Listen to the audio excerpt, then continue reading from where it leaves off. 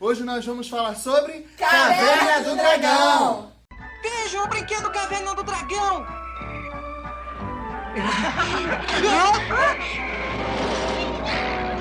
Opa! Que legal! Não tô vendo graça nenhuma! Eu estou gostando! O que está acontecendo? Onde estamos? Cuidado!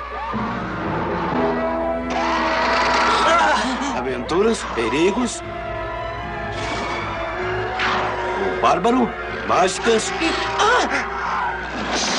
cavaleiros e acrobata.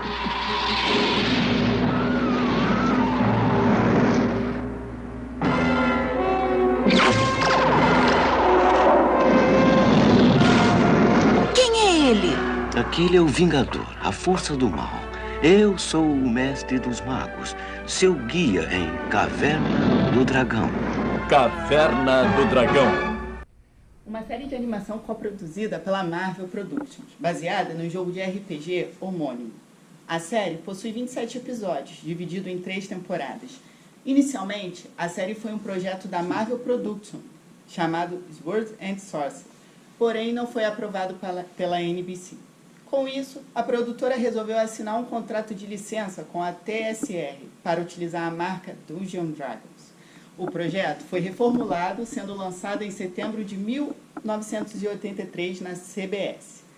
Baseada num jogo de RPG, a série não possui exatamente um conceito e suas referências falam apenas de sua inspiração através do jogo, como características bem definidas e uma história cercada de mistérios. A abertura do primeiro ano da série mostra um grupo de 6 jovens em um parque de diversões embarcando em uma montanha russa chamada Dungeons & Dragons. Contudo, durante o passeio, um portal se abre e transporta as crianças para um outro mundo chamado Reino, no qual o grupo já aparece trajando roupas e recebendo logo em seguida armas mágicas, as armas do poder, de alguém que apresenta-se como um mestre dos magos.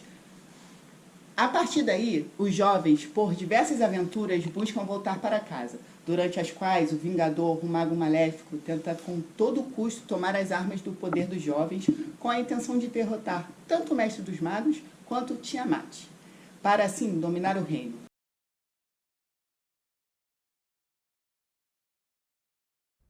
Vamos falar agora um pouco dos personagens. Eu vou começar pelo Eric, o Cavaleiro.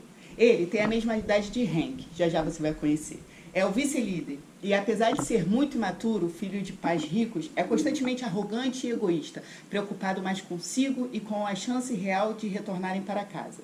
Devido à sua natureza, coloca o grupo muitas vezes em perigo. Recebeu um poderoso escudo que o protege contra ataques mágicos ou físicos. Este escudo pode criar campos de força para defender uma pequena área em seu entorno. Ao longo do seriado, Eric tem suas feições transformadas como consequência de seu comportamento, como por exemplo de um burro, um monstro, um bicho do pântano, um macaco de cara azul e até mesmo um mestre dos magos. Apesar de detestar o mundo da Caverna do Dragão, já demonstrou interesse em ficar no reino. Seu maior medo é ser motivo de piada. Agora vamos falar da Sheila. Sheila, uma ladra, digamos assim, é a irmã mais velha de Bob. Já você vai conhecer também, no qual procura proteger. Corresponde às afeições de Hank que tem por ela. Recebeu uma capa com um capuz que lhe dá invencibilidade. Por razões estranhas, compreende a língua das fadas. Seu maior medo é ficar sozinha. Uma curiosidade sobre a Sheila é que na abertura do desenho, Sheila é nomeada pelo Mestre dos Magos como uma ladina, uma ladra. Mas em nenhum momento do episódio ela é chamada por essa alcunha. Já na versão espanhola da apresentação, ela é citada como uma maga, mesma nomeação de Prestor. Sim. Bob, o bárbaro. O mais jovem no grupo é o irmão de Sheila, impetuoso e demonstra temeridade inconstante, o que pode ser, às vezes, problema para o grupo. Sabe da afeição de Hank pela sua irmã, mas isso não impede de tê-lo como amigo. Não costuma ter paciência com o Eric e afeiçoou-se de maneira especial por Uni. Recebeu também, cujo golpe é muito forte, sendo capaz de quebrar pedras e até criar pequenos abalos sismóticos. Parece compreender a linha de linguagem dos unicórnios, ou pelo menos o que o Uni procura dizer. Logo, Hank, o mais velho do grupo, assumiu a função de líder, é claro, ainda que hesitante. Nutre afeição por Sheila e sente certa culpa, sim, por ter permitido que seus amigos entrassem no reino. Recebeu um arco mágico capaz de criar flechas energéticas que podem ser esticadas, dobradas ou até mesmo utilizadas como corda. Seu maior medo, é claro, é não ser um bom líder. Então, gente, vamos falar da Diana. A Diana, ela era acrobata no mundo normal. Quando ela chega no reino, ela continua com as mesmas habilidades e recebe uma vara. Essa vara é muito mais flexível do que as flechas do... Com essa vara, ela consegue fazer várias piruetas, várias firulas. Tipo essa galera que faz ginástica olímpica, rítmica, sei lá. Ela era esse bagulho aí. E aí, o que acontece? Ela consegue enfrentar, né, vários tipos de dificuldades e auxiliar os seus amigos enquanto eles precisam dela. O Presto era aquele cara, tipo, malucão, que não tava nem aí pra nada, era tipo nerd, e aí ele gostava muito de magia. Mesmo quando ele era do mundo normal, ele não ligava muito pra educação física, português, história, esse negócio não. O negócio dele era magia. E aí quando ele entra no reino, ele recebe um chapéuzinho verde e tal, que aí, né, pra ele poder fazer as mágicas. Só que ele é meio enrolado, ele é meio, né, perdido das coisas, ele não se entende muito bem com aquele negócio ali, mas uma vez ou outra ele consegue dar uma ajuda pro pessoal. O maior medo dele é perder os óculos. Gente, ele usa óculos. Imagina, ele perde os óculos. Ele fica o quê? Cego, não enxerga nada. O maior medo... É o guia cósmico dos nossos intérpretes heróis. Ele é um homem de estatura muito baixa, porém com superpoderes imagináveis. Ele é tipo um guardião do bem e cuida de nossos amigos durante toda a jornada. Ele é que tem a chave, que liga os dois mundos, o mundo dos humanos e o mundo dos magos. Não se conhece seu verdadeiro nome, sendo o mestre dos magos uma espécie de cargo. Suas informações cifradas ocultam suas reais intenções e, por vezes, seus motivos se demonstram duvidosos. No intuito de ajudar o grupo a retomar o seu mundo, acaba por utilizá-los para enfrentar as forças ocultas de seu reino, especialmente o Vingador, e assim restaurar o equilíbrio entre ordem e caos. Zondora, antiga amiga dos Mestres dos Magos, compartilha grande semelhança física com ele. O Mestre dos Magos possui uma espécie de energia vital, que, se esgotada, faz com que ele morra e seu corpo desapareça. Uni, um filhote fêmea de unicórnio, aparentemente órfão, o que se torna uma mascote dos personagens e tem um afeto especial por Bob. Não domina plenamente os poderes mágicos que o seu chifre é capaz de proporcionar, especialmente a capacidade de se teletransportar uma vez ao dia. Consegue expulsar algumas palavras pelo som que emite. Muito expressivo, auxilia o grupo em algumas ocasiões. Por pertencer ao rei... Então, galera, o assunto agora fica um pouco mais sério. Nós vamos falar sobre o último episódio.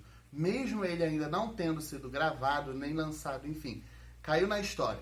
Nós temos o script, o próprio autor mostrou o script. Por quê? Porque haviam muitas especulações sobre como seria esse final, sobre alguns personagens que a gente vai falar daqui a pouquinho. Mas antes, deixa eu contar pra vocês como que se passa esse cenário final. O cenário final é filmado num cemitério. E aí, por ser no cemitério, já gera aquela coisa assim, poxa, mas é muito agressivo para aquela época, ou seja, lá naqueles anos de trás. Hoje em dia de boa. Mas naquela época rolou muita polêmica em cima disso aqui no Brasil também. Por isso que nós demoramos muito a receber a terceira parte. Porque ainda não tinha gravado, não tinha decidido se iria gravar ou não o final. E para falar um pouco mais desse final, fica a Ana com vocês. E aí, galera? Então, o escritor, o roteirista, ele chegou a fazer quadrinhos desse final. Não foi gravado, não foi produzido, porque na época nenhuma emissora quis pôr esse final nas televisões. O que acontece? O final é um meio macabro, como no decorrer de todo o desenho a gente já pôde perceber. O que acontece é que quando eles entraram na montanha-russa, eles não entraram num portal e foram para o reino. Eles sofreram um acidente e lá eles infelizmente vieram a falecer. Só que o que acontece? Quando eles vão para o inferno, o Mestre dos Magos e o Vingador, que aparentemente são as mesmas pessoas, ficam brincando com eles. Tipo, tentando assim, se divertir, mostrar. Por isso que vocês podem ver que eles sempre tentam, quase conseguem, mas nunca conseguem sair do reino. Por quê? Porque eles estão mortos, eles não sabem e eles tentam. E outra, o Uni, aquele bichinho fofinho, tudo mentira. Ele é parte da armação do Vingador. Porque na maioria das vezes vocês podem perceber que quando eles estão quase saindo, quase indo para o mundo real, o que acontece? O Uni cai, o Uni se machuca, o Uni né? Então, a gente fica aqui agora com mais uma dica. Mestre dos Magos, Vingador, são a mesma pessoa? No final, podemos ver por dois lados.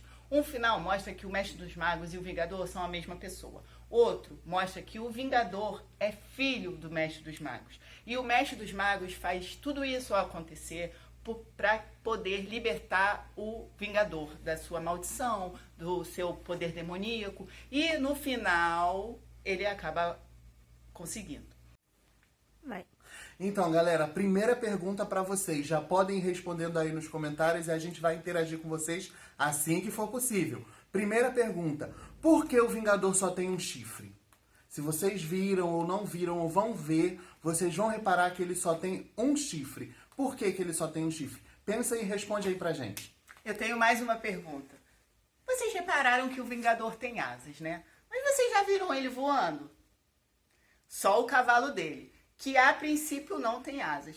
Então qual seria o motivo? Por que o Vingador que tem asas não voa e o seu cavalo que não tem asas voa? Mais uma pergunta que eu espero que vocês respondam aí nos comentários.